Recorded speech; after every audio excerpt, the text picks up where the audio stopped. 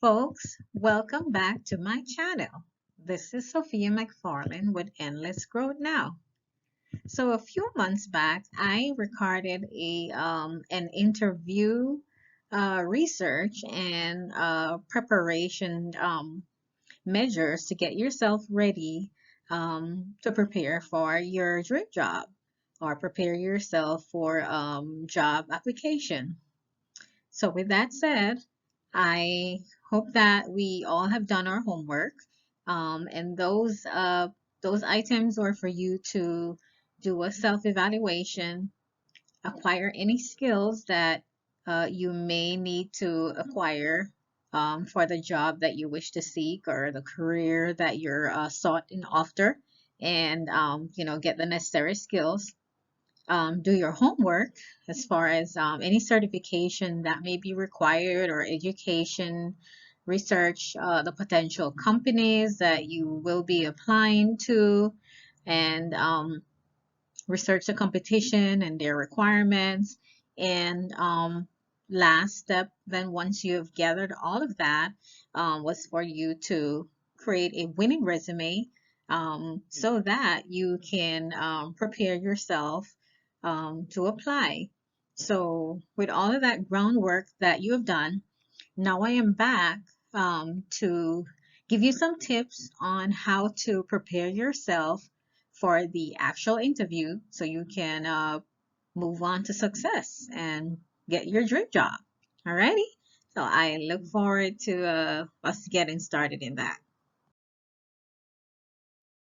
Now for the interview. Yes, I know you got goosebumps, you feel a bit nervous, but you know what?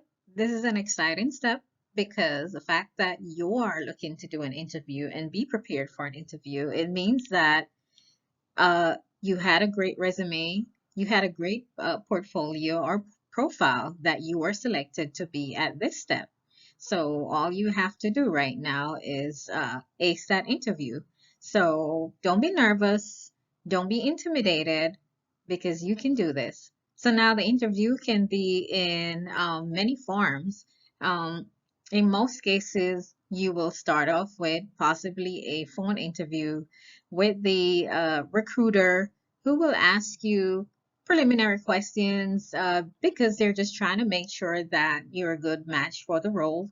They may just verify your skills and perhaps ask you a few pre-qualification questions just to make sure that it's an industry match and also maybe verify salary expectations. Some phone interviews actually may go into a little more detail. Some might ask you some minor or simple preliminary interview questions, like to tell them a little bit more about your background. So I would say do not take a phone interview for granted. So when it comes to a phone interview, I would say do the major preparation as if you're preparing for an actual formal face-to-face interview or virtual interview because you're preparing for either your phone interview or you're preparing for the face-to-face sit-down interview or you're preparing for the virtual because a lot of companies are doing virtual these days since COVID, post-COVID, that is still happening. So you have heard of elevator pitch. And you're probably wondering, elevator pitch? Why is it called an elevator pitch? Am I uh, pitching something on top of an elevator? Or what does this have to do with an elevator? um, but it's not anything necessarily related to an elevator pitch. That's the name of it because pretty much this is a high point for you to be able to sell yourself, right? So an elevator pitch gives you the opportunity to sell yourself or your product. An elevator pitch is not only for someone that is doing an interview. Overall, it is about you and your profile, whether you're a business owner or you are seeking to work in an organization, you must be able to have that uh, It's like a sales pitch or a presentation that tells the potential employer or business partner about you, what you have to offer, what are you bringing to the table, why should they hire you? And it can come in many forms. It can be a question as asking you simply asking you, uh, tell them about yourself. So on this slide, I'm sharing with you an elevator pitch, an example. So the question being asked is to tell me about yourself. So I have been an educator for the past 20 years. I am passionate about what I do. My philosophy is that education is a foundation for success for everyone, and I am excited to be part of that contribution. I am an AAPC certified instructor and have helped many people to successfully pass their exam. I am excited for this opportunity to join such an accomplished organization. So this is just one example of an elevator pitch. First of all, it starts off by telling you, what I do, telling you that that I am an educator, and it actually give you an approximate number of years of how long I have been doing this or been in the industry. It tells you a little, how I feel about the business and, what I do. So I said that I'm passionate about that, and share about my philosophy, about the industry and my belief, um, for the role. And goes further to tell you a little bit more about my accomplishments, and also telling the organization that I'm excited to join their organization, and also mentioning that they're an accomplished organization. Clearly, that was predetermined from the research that was done.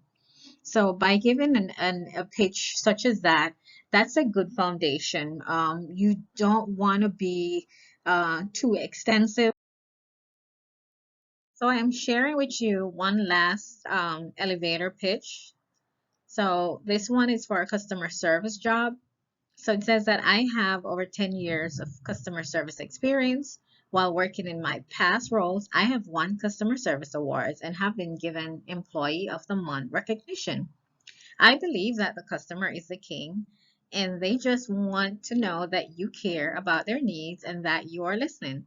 I support your company's core values to make the customers know that they are your business. So this is a great elevator pitch for someone seeking a customer service job, why they're pointing out very vital and pertinent facts here, stating that they have 10 years of customer service experience, which is great. And even if this person did not have 10 years and they only had like 3 or 5, um, I think they have a strong chance of getting the job, because it states further, while working in the past role, they have won customer service award, and have been given Employee of the Month recognition. It also goes further to state that they believe that the customer is the king, and very passionate and compassionate, stating that they just want to know that you care about their needs and that you are listening, and that is so true. Um, and it's also promotes something from the potential employer.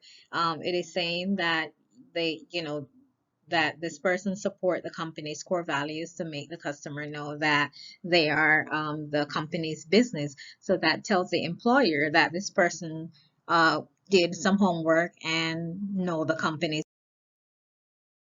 Well, I want to thank you so much for joining, and please stay tuned. I have, more videos to share on providing interview tips for your success. Remember, Endless Growth is about you and all about you and your success. Please remember to like and subscribe.